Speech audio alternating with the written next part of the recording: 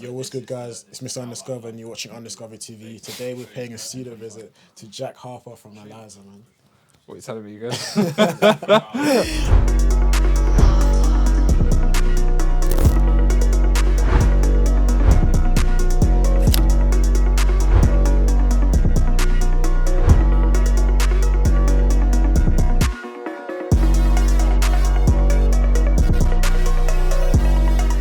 How you doing today? I'm good, man. Amazing. In the Max Brider. The Max Brider, you know, but Great if I had guy. Aeliza, I'd be wearing it here. No, he's a But, great guy, man. He's a great I do guy. definitely need to pick up some Aeliza, I can't lie. Come on, man. No, but I'm looking at some of these pieces. Crazy, man. Insane. Insane. Even this color. What made you go for this color? Like, this is such a wild. So like combination. all the colours of the collection are like based off of, I would say, like British native school colours. So there was like a school near mine where every year was colour coded. Yeah. So like year 7 you would be green, year 8 you would be Oh, burgundy, yeah, year 9 you'd be yeah, navy yeah. blue. So we kind of like took inspiration from like schools, universities to like influence like colour palette, graphic direction, Yeah. even like the silhouettes and the kind of clothes. Like these are for me like quite nostalgic in a sense of like what was like considered like rule breaking at school. Yeah.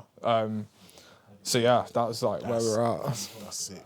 I wish you guys could feel this because this is just insane. So it's like a imitation mink. So like mohair is typically the thing, but as a pale white man, I've got sensitive skin, and mohair I can't wear.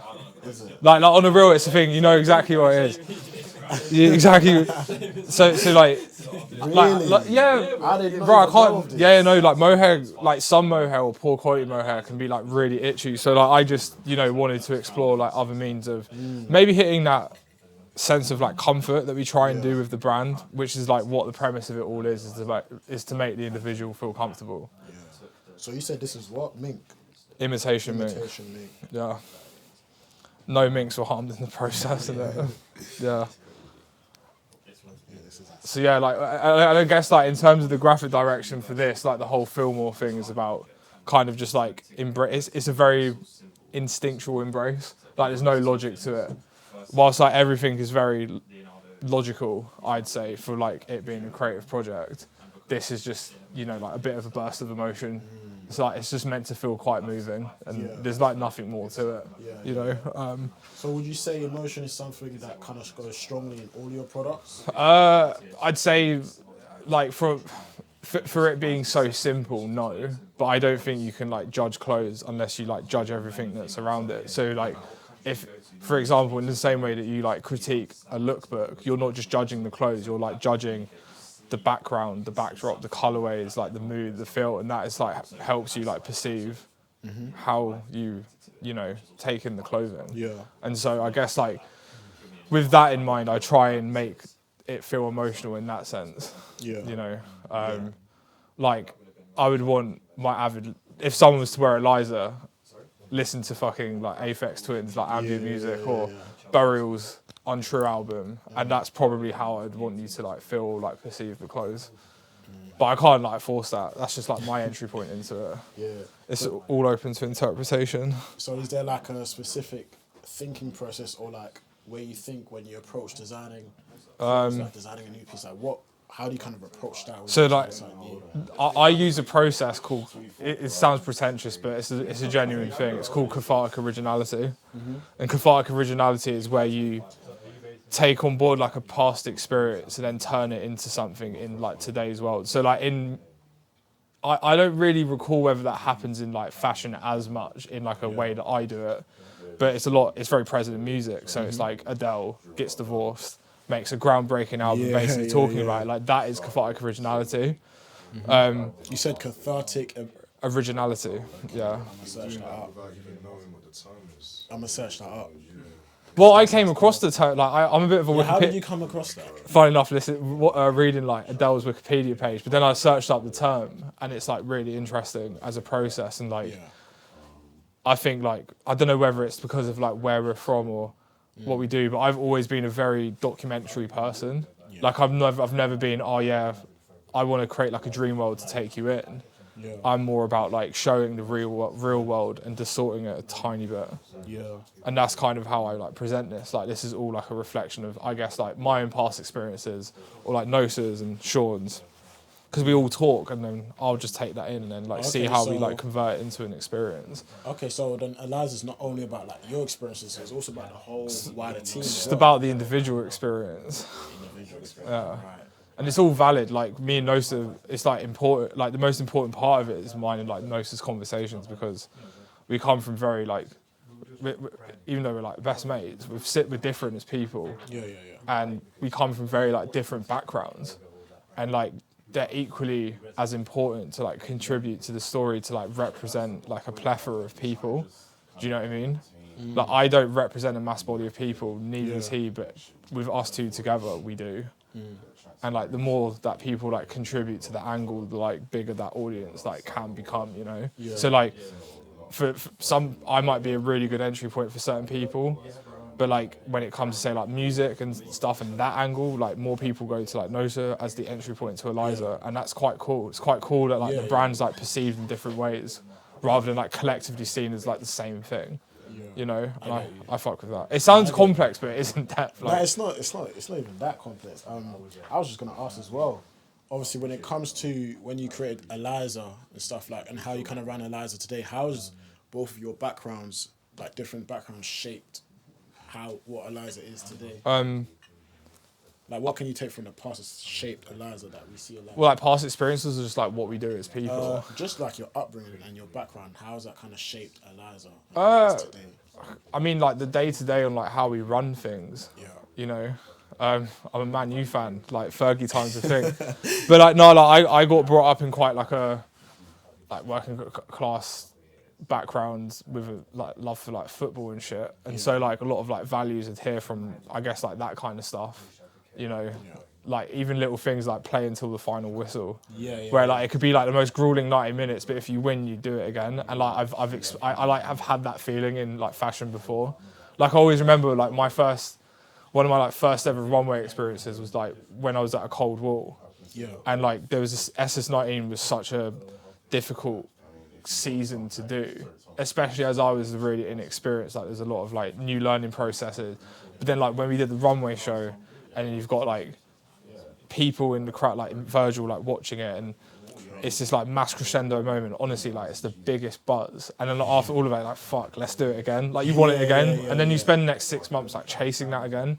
Like it's so fun, and like I kind of see that. So I guess with my background, I don't really struggle too much with like bad moments or like growing pains, because I just know it's a part of like the process. Because I guess through like football, or like certain other things, it's just like nature, innit? It's not meant to be fucking easy. Yeah, no, definitely 100%. Like, and even with you said one thing. You said working at Cold War.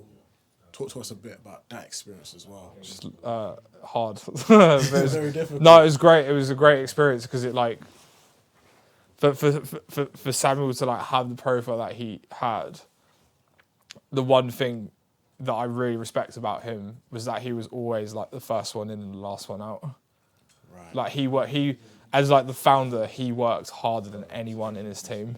Yeah. And like I can say that up front, and like it was motivating because it makes you want to like be like a soldier and be a part of that as well, and like do my man proud, and like everyone did feel like that collectively. Do you know what I'm saying? And so like that's something when we grow, when we have like a fully fledged team and like it's a viable like business. Yeah, I aspire to that 100%. So you definitely think like he had a I think huge like, impact on the company culture and like the team overall. Yeah, 100%. But I think like the people that I've worked with, the one common thread that I've always seen is like they're successful because they've worked fucking really hard, and I think a lot of that gets like taken for granted, especially now as like the entry point to start fashion's like a lot lower, where like you can just make one thing that's popping and then like all of a sudden that's it, where actually like if you want to turn this into like a living, it takes more than just like one hype item to like go there. It's like infrastructure, it's like longevity, it's all those things, you know. So yeah, like work ethic was a big thing that I taught there. But he talked to before I knew him. His like angle of work taught to me the most. Like that era of fashion, whether it was like Off-White, Heron Preston, Cold War leaks. Like that was the first time where like higher end fashion spoke to me.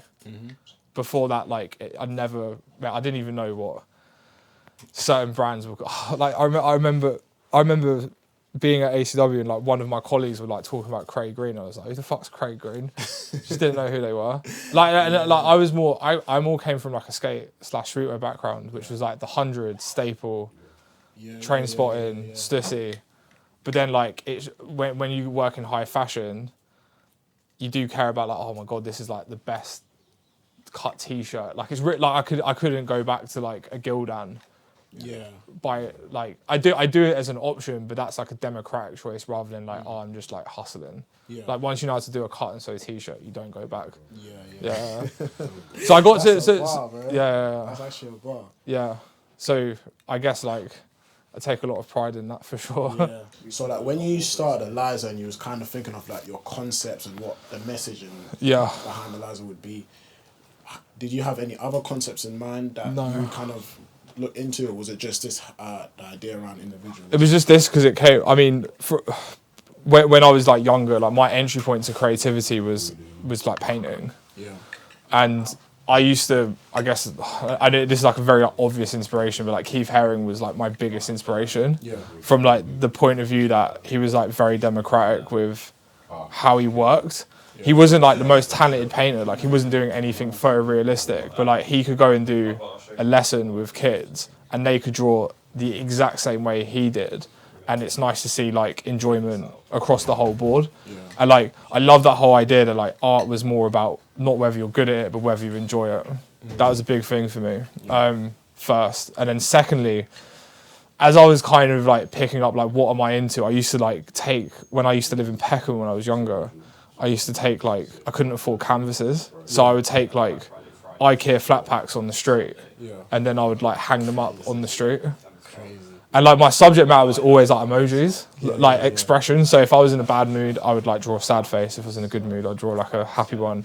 And that's kind of, my fascination's always been about people more than things. And so that was kind of like always interesting when I went to like ACW, for example, was like a lot of that aesthetic and their communication was about like brutalism and architecture, where if I'm being completely honest, what I've realized over time is that I'm more interested in the architect rather than the building. Yeah. So like without going on a tangent, and this is like an important thing that I want younger people to realise. You're free to go. No, it's like, okay, if you look at the Shard, the Shard is like an absolute monolithic structure, and it's like, how the fuck did someone come up with that? Like how do you go from this is the idea to this is reality? If you then look at the architects, you're like, oh shit, they're like no different than who we are. And I find that like if you look at people other than things, it like bridges the gap between what you actually can do in your life. Like that's true relatability, is looking at everyone else as if you look at yourself in the mirror. And if I fast forward that, the idea comes from a segment of my dissertation at university, and my dissertation at university was about whether individualism can exist in this country. And what made you question that? Because I'm some skeptic. I didn't. I feel like this whole topic of individualism is very huge in the UK. Like, I don't think it is as much, to be honest. No, I see it all the time. It's just about, like, it's not. No. Do you? If you have anything to say, what it is? It's like I've seen that there's an increase in the portrayal of like individualism in a lot of streetwear brands in comparison to a couple of years ago. And I think people are just becoming a bit more like comfortable in like being themselves. Like whether we've had like a big part to play in that is another question.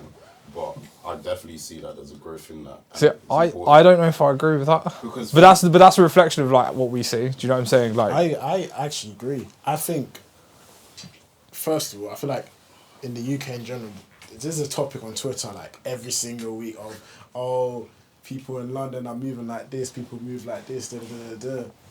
And then, but at the same time, I agree in the sense of people are becoming way more kind of themselves, individual and stuff like. For example, let's take this whole thing with the tape that recently dropped, Conglomerate or whatever.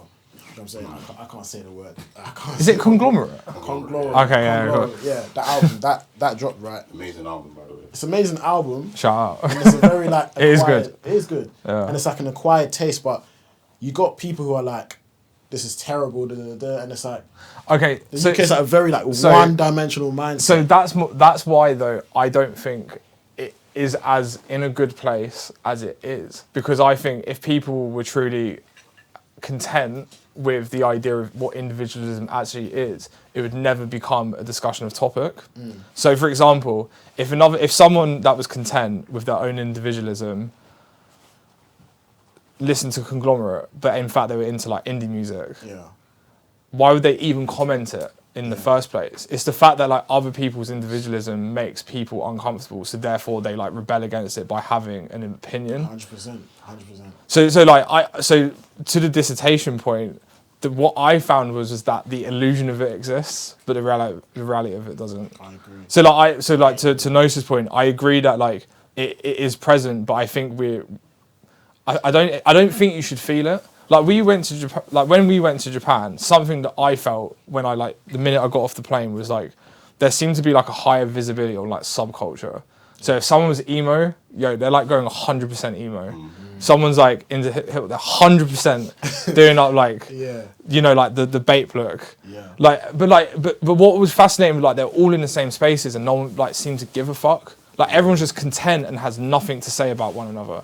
I love that. Here, the fact that like you brought Conglomerate is the fact that like people here, especially like in the West, do have something to say. So like my thing is that I think we strive and want individualism for ourselves, but we kind of like reflect and yearn our need onto what other people are doing. And so as a result, I actually think London is more collectivist. Hence why I said even in your comment is about culture flattening.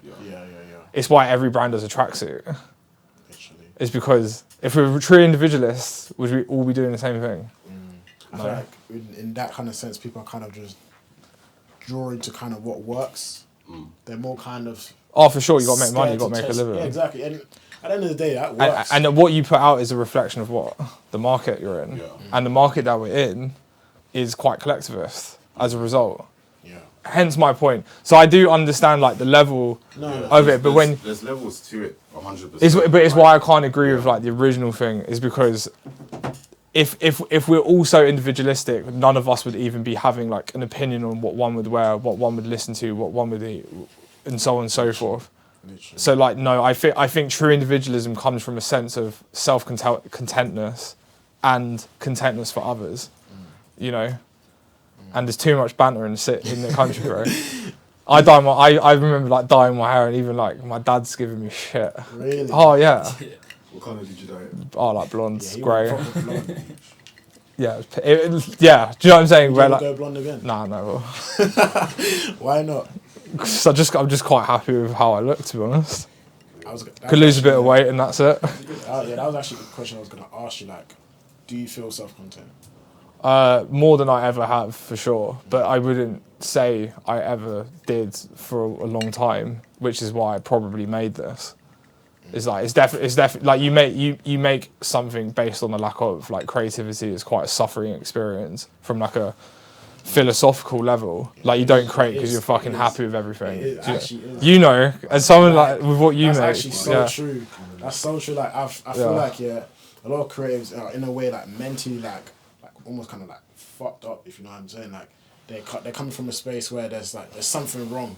Like, there's something wrong, and that creative thing that they've done is their kind of output. But that's the human experience. The human experience is to like wake up and have a sense of purpose. And like if you identify that there's something wrong, and you've got nothing else to strive for, you're gonna go for it. It's why like people go and like protest for some menial things, and it's why there's massive protests because we all like feel a sense of like drive to like care about something. Do you know what I mean? Yeah. And like when like an establishment or when an individual goes against that, that's why you protest. That's why you have an argument with a peer. Yeah. That's why you create. Yeah. And that's why we started what we started, was because there was a lack of something where me and Nosa had a dual experience in the industry in our own way, and we reflected on that, not in like a sense of oh yeah, like the industry fucked us over. Like, no, like the industry is the industry, and like the experience we had was an experience. It was a great one. It was difficult, but it was a great one. But if we wanted to like mold it to our values, how would it look? What would it? Who would the people be? Etc. Etc. And like that's definitely like a part contributor to why we made this. And like it's why the name's called what it's called. It's why the concept's why the outcome's the outcome. You know, like that's why like our shit's based a lot around comfort. It's because it's like comfort for self, comfort for people around you. And it's like why we have like messages like feel more and think more. Like that's not a message to the wearer. That's the message for the wearer to give to their environment. So like for example, we had like one of our like best-selling t-shirts was this one that said just think more on it. And we saw like it was great. It was a great message, but I think people kind of like misconstrue what think more meant. And think more isn't just about rebelling against doing. Like you've got to do to get along in life. But I want people, especially like in the UK, based on what I observe in the culture, is to kind of like understand why they're doing things. So, for example, like, I think the best and the worst thing, this is a very controversial take. I'm ready. I'm here for it. I think the best and the worst thing that Virgil did, emphasis on the best thing, because it was a great thing, is give out the free game thing. Why? Because he's given access to, here's how you do this. But the problem is that, as you see, is that there's a lot of brands with absolutely no reason to why they're doing it. It's just to like be that guy or make a buck. They're chasing the status with the money. Exactly. And I think it's not just about fashion, it's about anything, whether it's like an artist, whether you're a painter, whatever, whether you're a chef. I think the greatest work in the world of any field is based upon why someone knows why they're doing it. Like, what's your message? What are you putting out? Yeah, some people want to make clothes for clothes. That's cool, but in my opinion, like there's a greater way of like contributing to society a little bit. And I think the worst thing you can give to culture is a how and not their why. What's your why? This guy is spitting, bro. I told you, bro. This guy is just spat, bro. Black Friday.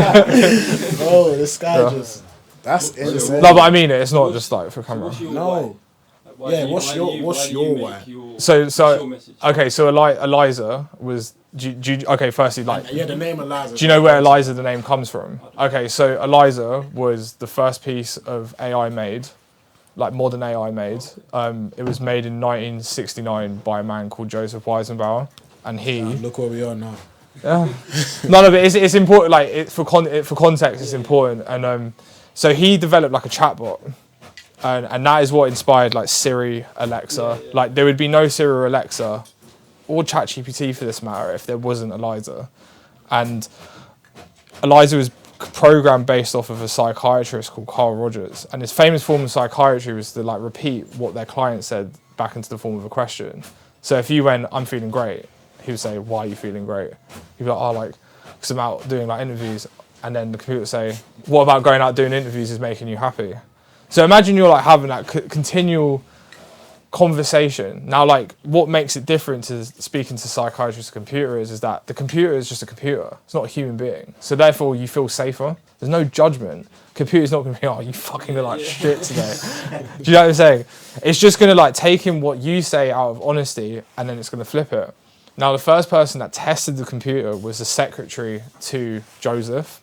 Now, for context, she is a woman in the 60s in America. It's very patriarchal and, you know, so on and so forth. After 2 exchanges, she told everyone in the testing room to leave because she was willing to be more vulnerable to the computer than she would to her closest peers in the fright of judgment. So, as a result, what did the computer show? The computer showed that we as people are inherently insecure, and the only person you truly trust is yourself.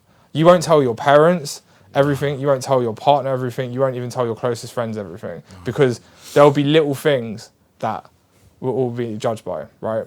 So the only person you truly trust is who you look at in the mirror. Hence why we go on a lot about reflection. And so my take, it's funny that you're now going in the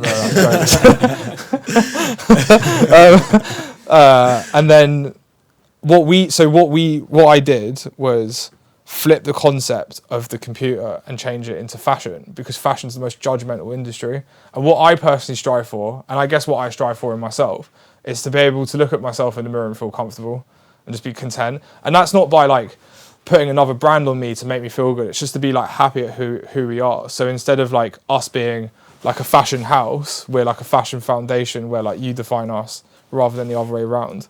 Do you know what I'm saying? Yeah. That's why we sit here things like Supreme Kids. It's like the fact that, like a brand defines these kids from the external point of view, where in fact, like I want people to wear this, feel comfortable firstly, but secondly, what they see is themselves, not like the brand. Yeah. Do you know what I mean? And I guess like there's like a level of like patriotism towards that, where like we put like our logos obnoxiously on the front, because that's kind of like a flag. It's like a declaration of yourself, being like, I'm in no fear of like judgment from anyone, you know. So that's kind of like what we strive for, is for people to feel patriotic with themselves. So that's to me true individualism. I love the use of the word patriotic in this context. Like, I really do. I really think like people should get to that stage where they are kind of patriotic with themselves. Yeah. You know, like, But that doesn't necessarily need to be like, I think where like I don't know like whether like the Western, I don't know if it's a global thing or just like a Western thing, but like in order to like be that person, you don't have to be like the loudest person in the room. And I think with like the time that we're in, that is kind of like celebrated maybe like too high, where like realistically, like myself and Nosa are quite introvert. Like I'm an extrovert introvert. Like I'm outspoken, but I'd love to just chill and like watch TV at home. No, I feel you. Where like Nosa's an introvert and DJs. You know, like it's and like we at the end of the day like want the brand to like reflect us and our lifestyle, and like bro, like as much as I would love to see XYZ in the clothes, I also don't fucking care. I don't care. It could harness growth, and Nosa might email you later saying, "Yo, you got to delete that little bit out." But it's true. I don't think about it. I honestly don't wake up thinking about it. Like I care about putting a big message out, and like it doesn't matter whether it's fucking like Kendrick Lamar or whatnot wearing it. I just want people to feel content with it, and if they want to buy it, they buy it. If they don't, that's cool. I agree. Yeah. So yeah. It's actually like a little bit of vanity as well. Like, just to say, oh, XYZ wore my clothes. Like, at the end of the day, like, what does it really do for your brand? It's just like a status thing, and then Back then it was different, for sure. It's not back then 20. it It's was- not it 2016 was a anymore. different time. Yeah, Different time. man. You put a t-shirt on V, A$AP Rocky or whatever in 2015, your brand. Bro, do you remember like viral. I remember as like a music, when I used to do like so like my entry point to like I guess like the cultural scene was like I used to do a lot of like music photography, and bro, like if someone like took a photo, I always remember, I forget who it was, but it was just like a film photographer, a small person, and like they shot like Young Thug. Bro, like they were getting thousands of followers. it was crazy. I still remember. Casper was Yeah, shooting a lot of- like XX, Tentacion, yeah. yeah, Casper. Yeah, like it's crazy. Like that. Casper. Then, like if you were in the same space as someone, there was a lot of like attention from it, where it wasn't about. Casper's a great photographer, so like it's irrelevant to that. But there were some photographers that were not that great, but it was the fact that they were in these spaces with XYZ that the gratification came from, the quality came from. Do you know what I'm saying? And I just like, yeah, I don't know. I've just always been a bit of a hater with that. Nah, I definitely remember the time when it was just way more crazy, where you just get your clothes on XYZ and then boom, your brand just kind of blows up overnight. But now we're in a time where it's actually not that hard to get your clothes on someone. It's like, as long as you know a stylist, you know someone who knows someone, that person's gonna wear your clothes, and then the next day, the next week, life is the same. Yeah, it's an entry point. Like, don't get me wrong. Like we're grateful if people like wear it, and like we're not like naive to the fact that like it does bring results. But it's when it has happened, it's happened very like naturally. Yeah. You know, like one of the first people that copped our hoodie was what, like Made in Tokyo, and he wanted Made in it. Tokyo. Yeah, Made in Tokyo. Yeah, like he bought it. Do you know what I'm saying? Like. That's Like the best that feeling. was natural, and like gas that like he got it. Do you know what I'm saying? And that's like happened like across the board of like other people. Do you know what I mean? You're never gonna force anything. Like if it feels right, Yeah. it feels right. You know. Yeah. How long has Aeliza like been around? Like how long have you guys been running it? 3.5 years. Crazy. Yeah. But the idea has been for like, I'm 28, so 8 years. What took you so long to kind of? Because there was just like a lot that I wanted to learn before I decided to do it, I guess. And what did you want to learn? Like I'm very skill orientated, so like if I'm gonna make something as simple as a t-shirt, it's got to be the best fucking t-shirt. It's as simple as that. And like, and I guess like, so like I had the idea since I'm 28 now. Yeah. I wrote my dissertation when I was 20. Mm-hmm. I mean like 19, 20 years old, so you could argue it's a bit older. And I guess like I knew what I cared about, so I put my care into like any project that I did. So like by trade of graphic design, like I did like a campaign for the design museum, and actually like the ethos is like quite similar to what I did, where it was like championing people over things. Did that in photo shoots as well, but then as like lockdown came and like I wasn't working at a Cold War at this point, I was just freelance trying to kind of figure out my why a little bit, because I knew how to do it, but I just didn't know like why I was doing it. And then like once lockdown was like a great time, because it was like I'm very, one thing like ACW teaches you is like the pace is quite constant, and actually it's great, but I didn't feel like I could sit back and think and put my thoughts together. So when like lockdown actually forced everyone to take a step back, unless you were like in a different like position of power, I guess. Yeah, I had to think, and I put my thoughts together and was like, yo, this would actually be like, mate, if I'm going to go back into fashion, this is like why and how I'm going to do it. And because I had I had experience at this point, I knew where to get things made, I had factory connects and so on and so forth. Yeah, it was like the right time to do it. So that's why I took my time. It just didn't feel right before it. It would feel wrong for me to like be there and then do a brand at the same time, because then I'm like, am I actually like fully in my head in the game? Am I actually going to be like learning as a result? And like when I was at ACW, I was 100% there. Like I wasn't doing anything else. And that's how I got a lot out of it. Yeah, and it kind of relates to what we were talking about earlier. It's like, why are you doing what you're doing? You know, in this day and age, you know, a lot of people, you know, jump, you know, the boat and just really want to, you know, headstrong their processes and think that it's very easy to build up a brand, but you need to learn the solid foundation first. Otherwise, it's not sustainable. And I think one thing that I'll say, like Jack and I have done like quite well, we're still learning, but very much learning like the ground roots, so that when issues do arise, we know how to mitigate them. But yeah, man, just definitely. We've had to be like, to add to that as well, and like there's something that I'm like I feel like we should be like very proud of, but we like don't come from backgrounds of like. Yeah. I'm the first person in my family to go to university. I'm the only creative in my family. Like I was brought up by a single mum. Like come from an estate, like everything in here, whether it's not like the biggest studio or not, it's ours. Like we run it. It's come from our own pockets, and there's like a high sense of pride with that. And we hand on heart don't envy anyone out there. We're just like happy that people are doing their thing, but we're very happy that we're doing our thing, and we're happy at the pace that we're doing it. Like at like 3.5, 4 years old, yeah, like the argument is that we could probably be further, but we kind of care too much about it being right. And like I like as we're in our 20s, we still care a lot about our skill set versus growth. And actually, what was really interesting, like going to Japan, I remember like my mate out there, Mike, he took me to this like sushi restaurant, like a really casual spot. It was like their area was like equivalent to like the Shoreditch here, and there were these like 4 sushi chefs that were like in their 70s, like. They're just geezers.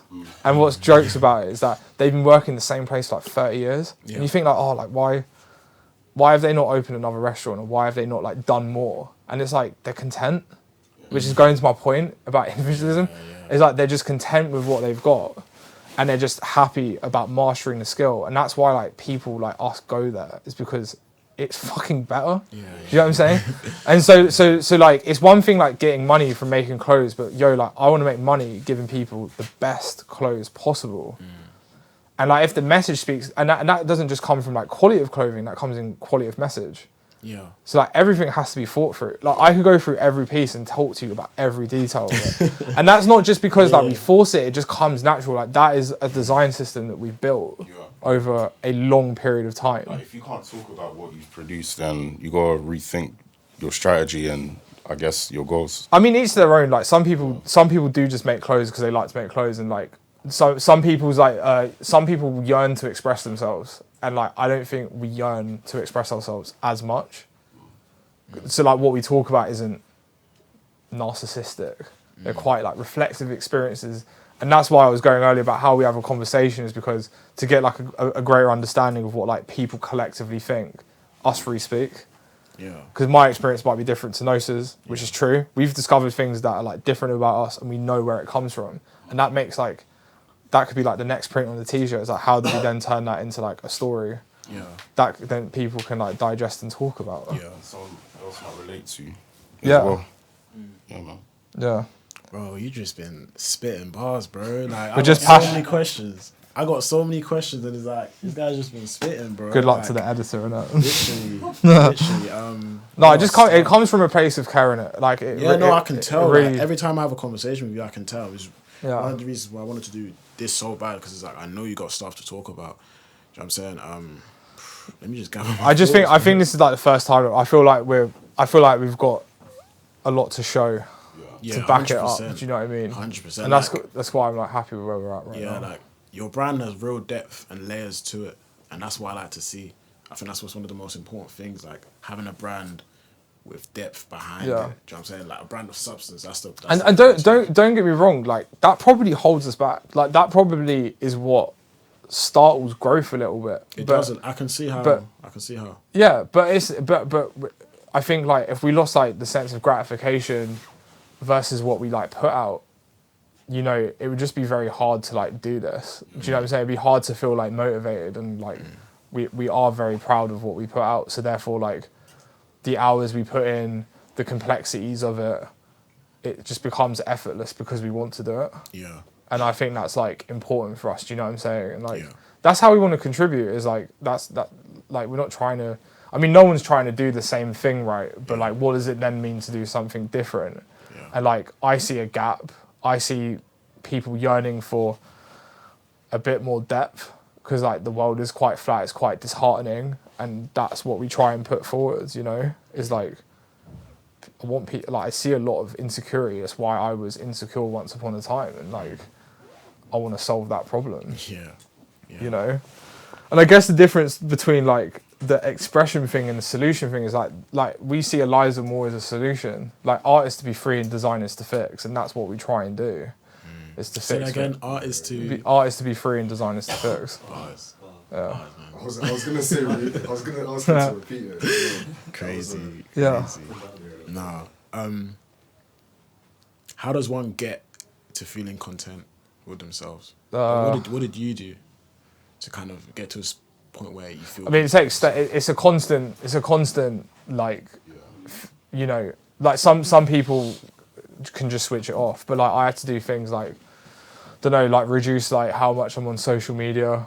Like I don't follow really like any brands apart from like friends and stuff. Don't follow any articles.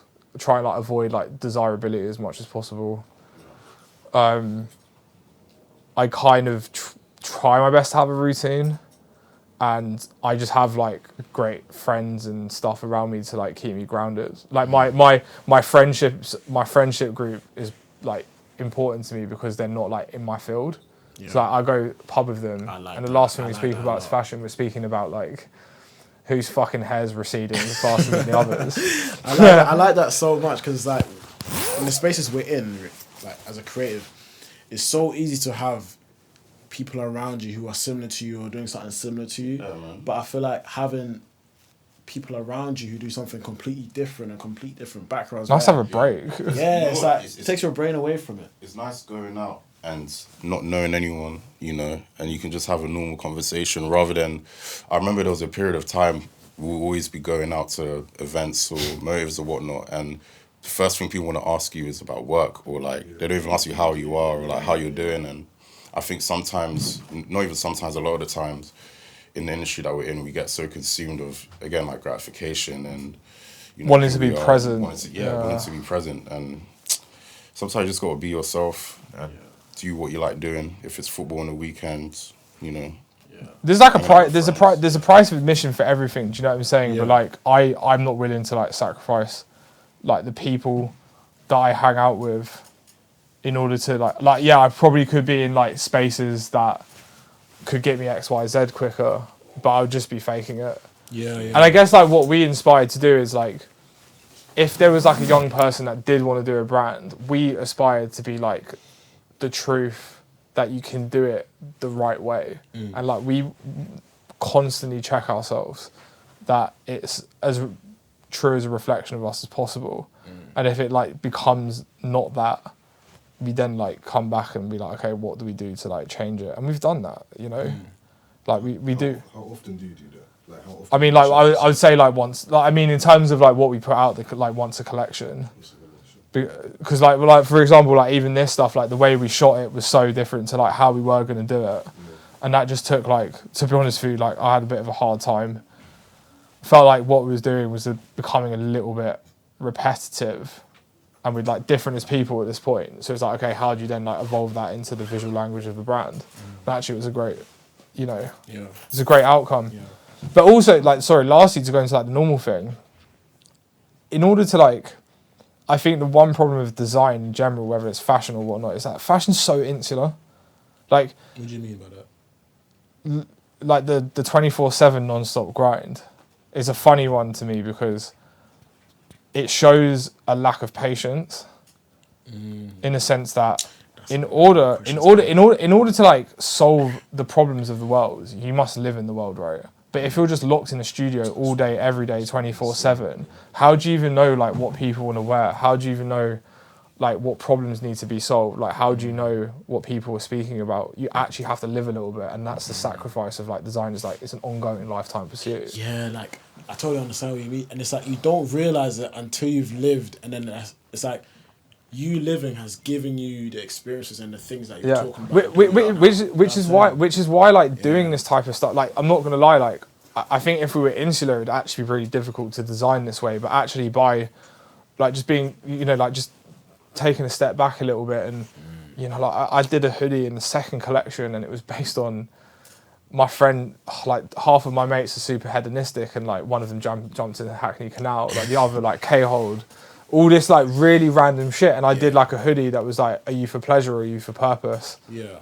And like if I didn't like just go out for my mate's birthday, I would never have made that hoodie. Yeah, the whole like idea of hustle culture, grind 24/7, it's so funny. It brings it. No, honestly, it's bullshit. I'll be real. Like you know, anyone that tweets that they're grinding 24/7 or not grinding 24/7. But again, it's a perception and that gratification. That do you want me to tell you the worst one? Which one? The worst, the thing I fucking hate. This is like my 101. Throw it out the window. Yeah. Is when people do that like fucking time code shit, where like they'll post a photo in their story and it's like 3 a.m.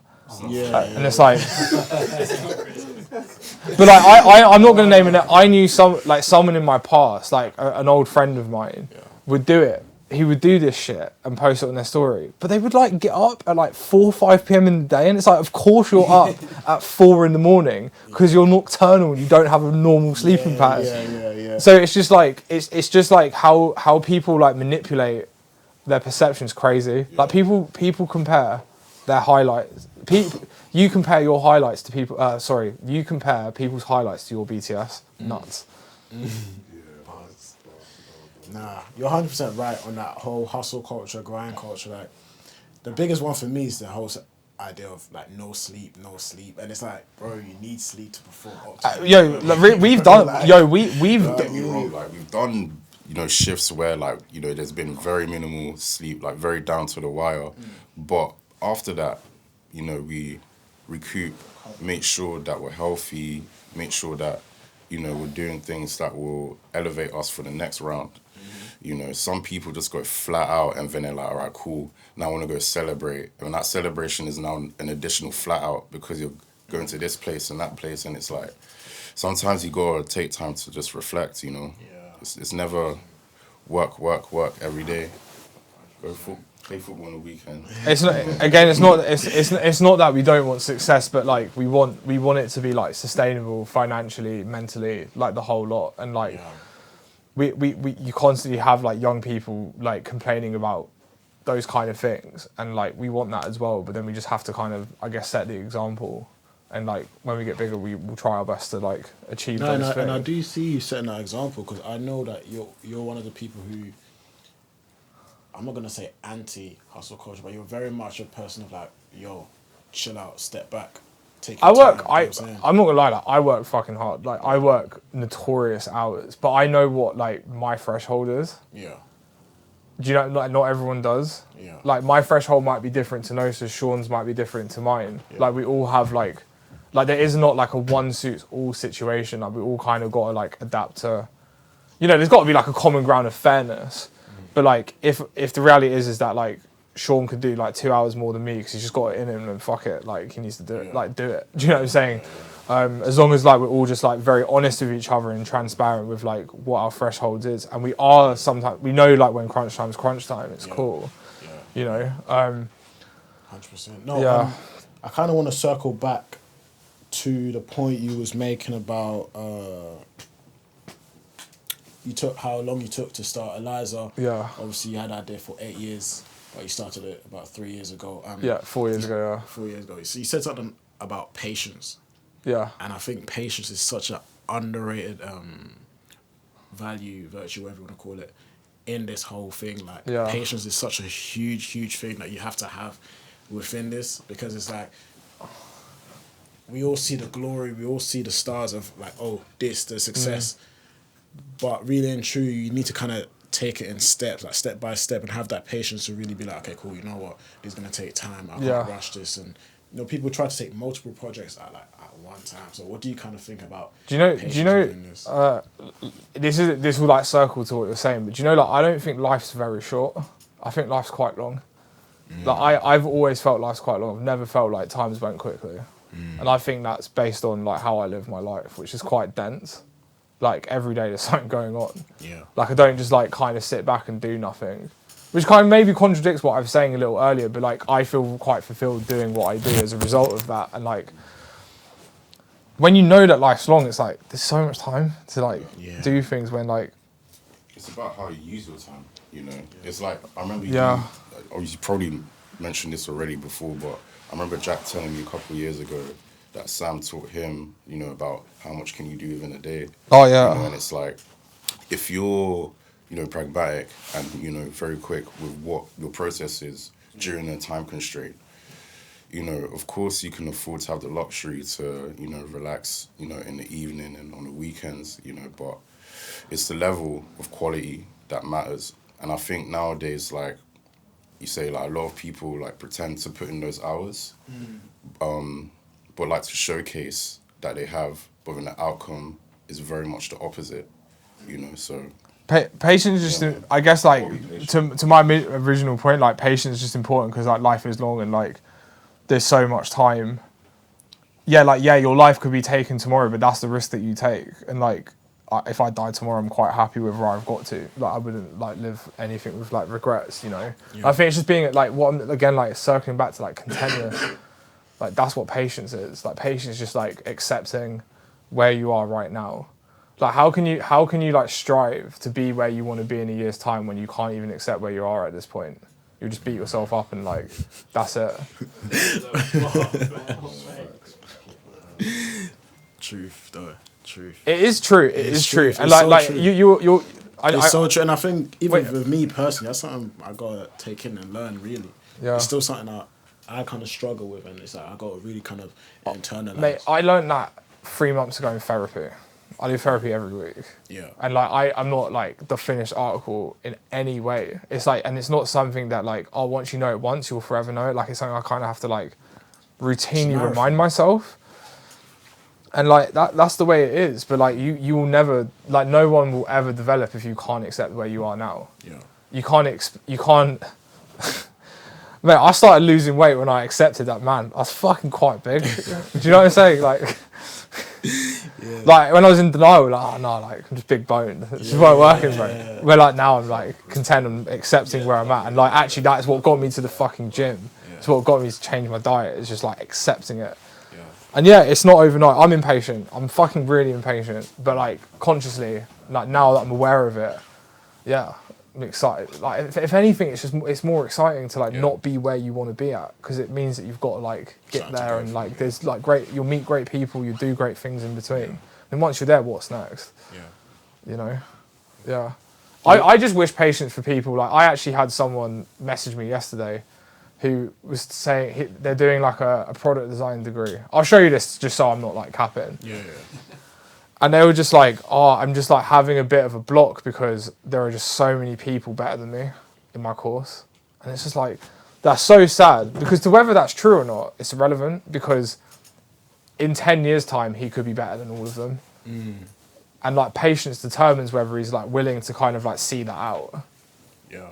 Like, mate, I'm not the best designer. I think I'm one of the best communicators. I think that's like my niche. Like, I think I communicate heavily, obsessively, like to a detail that I don't think anyone does. Yeah. But like, if we're gonna like go on about graphics, no, man, I can't really draw that well. I can't. There's so much more I could learn about fashion design. I can't sew, but I fucking love what I do, and that's enough for me to get up in the morning and like do it. Yeah. But like, I just have to keep that in check by not looking at what everyone else is doing. Yeah. Thief is the comparison of joy, which is like the classic thing you see plastered on Twitter. Yeah. And it really is. All the classic cliche advice is actually the best advice. Cliches are cliches, but for a reason. Yeah. It's actually the best advice. Like as I just mature and grow up all the time, and I listen and I kind of live life, experience stuff, it always reminds me that all of these things, like the advice that we constantly get given, that's so cliche and we hear it all the time, and that's quote unquote boring, it's actually the best advice, because you just need to implement it and internalize it. It's one thing, I always say, it's one thing actually experiencing something and living it, and then it's another thing hearing about it from another person through social media. I think it's just hard to sometimes trust like social media a little bit, and like even I've experienced like people that just say things to more reaffirm like their position of power instead of actually like delivering like an honest message to people, you know. Yeah. And like you can tell from a mile away if someone says like the right thing too much. I think it's bollocks. like I'm probably gonna say, like, I say things that like I have opinions that aren't for everyone. Do you know what I mean? But that's like why you can kind of trust my word, is because like if you want the truth, I'll tell you the truth. If I think something shit, I'm gonna say it's shit. And it's not, I don't need everyone to like me for that. Like if someone asks my opinion, I'll give it. But like, I just think there are people that give advice because they actually like want to like people to like do better, and they have a good soul, and there's people that like just want to kind of like take. And I think you've just got to like be, in the same way an artist has got to be like selective of like their influences. Like we've all got to be selective with who we're influenced by from like a vocal point of view, you know. Nah, bro, every time you speak, bro, I got a new question in mind, bro. It's crazy. Mate, ask away, innit? Yeah, bro. Earlier on, you said something about therapy. Yeah, Do you recommend therapy for everyone? 100%. I would make it fucking mandatory. Really? If you was king of England, prime minister Yeah, of England, you're like, I'd make it compulsory. Yeah. Have you seen this generation? Yeah, Yeah, man.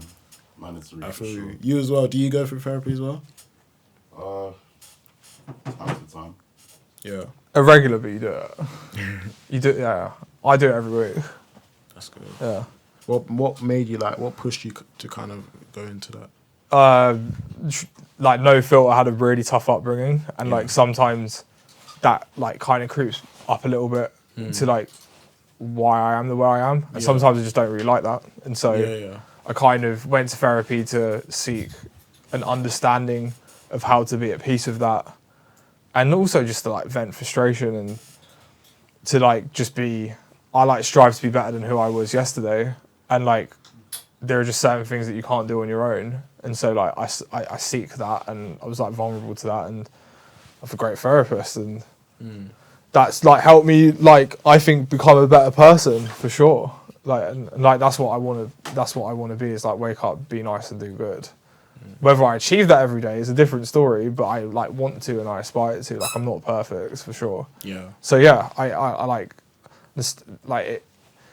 I think it's. I read something where it was about the thing you should do is work on yourself the hardest instead of like work on your work the hardest, because if you work on yourself the hardest, everything else follows through really naturally. Actually a real bar. And actually, Something like, I've learned why this year. That's what I've learned. That's probably my biggest. Like, if I had to summarize my year, that's probably the biggest learning lesson of the year.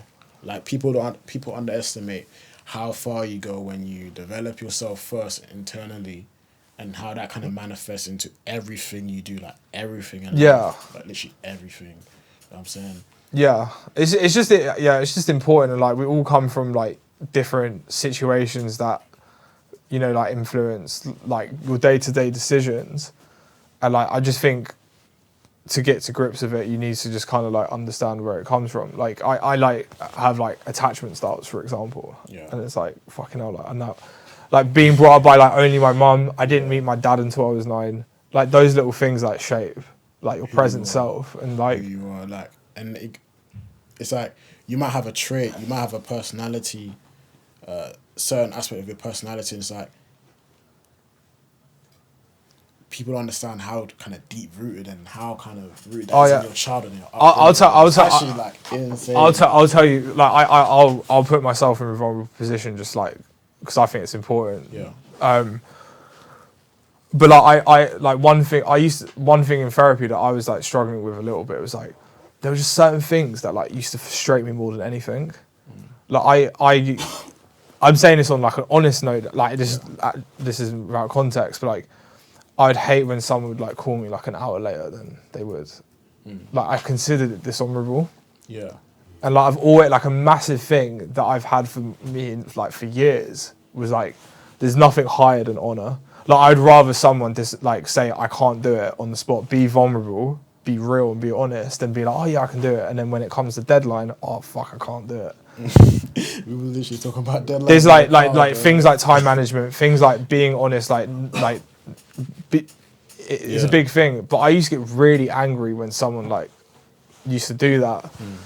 Like anyone, I don't care if it was family, I don't care if it was like, no, I used to get really angry. Not in like aggressive throw chairs about it, like I'm never that guy, but like I'm quite a vocal person. And then the reason I was like that is my therapist was like, he like heard my whole story. It's like, you feel like you've been let down a lot when you were a kid. I'm like, yeah. Like the first positive male figure in my life was my dad at 9. Everything before that, I had no positive male figures. So it's like, because I got a lot let down by a lot of like men in my life that were like older than me. And like, I'm just saying this to be like, it's not like a sob story, it's just being real. It's like, and like now understanding that I've like managed how to deal with that way better because I understand where it comes from, and it's like helps you ultimately to like not take it personally. And that's great. And I think like everyone has like different things. Like some people, you might take things that are extremely personal that like someone else might not. But that's because it comes from a different place. Isn't it? Like your feelings ain't invalid. So it's just like knowing how to like manage yourself, man. Like the world's a complicated place. Like we've got a logo that's based on and paying homage to the fact that it is complicated. So we just need like things to help us guide through it. Whether that's therapy, whether that's like music, whether that's a piece of clothing that you feel represented by, like we all need those things to help guide through. It's so important. Very important. Very important. So I hope sharing that little bit kind of helps. Helps. 100%. There's gonna be someone out there who relates to that heavily. As long as it's one person, it's all good. Even if it's one person, like that's the mission, bro. I mean, like we've hit the target, really and truly, and everything that you've said so far is so much free game. Like this like everything said here will take someone so much further than buying a course on how to start a brand or what I'm saying, like. But that this in and internalize it, like, it would do so much. I hope so. I think that's just like the result. Like that is just like the outcome of patience. It is. You know, if we're like 10 years in the same position, fuck it. So what? Yeah. Don't really care. Life's so much longer, and there's more to life as well, for sure. 100%. Like if like brand closed down tomorrow, like my friends and family still like love me and shit, and like they know me for who I am rather than what I do. And like I got brought up like that, and I hear about that a lot. Yeah, for sure. Cold. That's amazing. No worries, bro. That's amazing. That is probably a round of applause, man. That is a round of applause, preacher. Stop it. Stop. Oh no, where have I got this? Circle of growth pullover. What, black and green? No. So I'm calling this speaker hoodie. Okay. Speaker hoodie zip is only in green. Okay. This one is meant to be the Circle of Growth hoodie in black. Okay. Yeah. And then you're good. Yeah, man, Jack, it's been amazing talking to you. Literally, such profound words, so many bars in this, so much game. Stop it. Low-key glazing, but nah, man. Honestly, I appreciate it, man. thanks, Honestly, man. I appreciate the team as well. You know what I mean? Such a you're great right, team. Every time I'm here, I learn so much. Every time I talk to you, I learn so No, much. like bro. I appreciate the conversations we have, even like out of this, and you're like one of the very few people that like platform us, and like it makes a massive difference. So like, thank you, and appreciate like giving us the time of day or even being interested. Yeah, I get don't it. take that for granted. No, I appreciate that. No man. worries, man. We going glaze for glaze right now. Fuck it, man.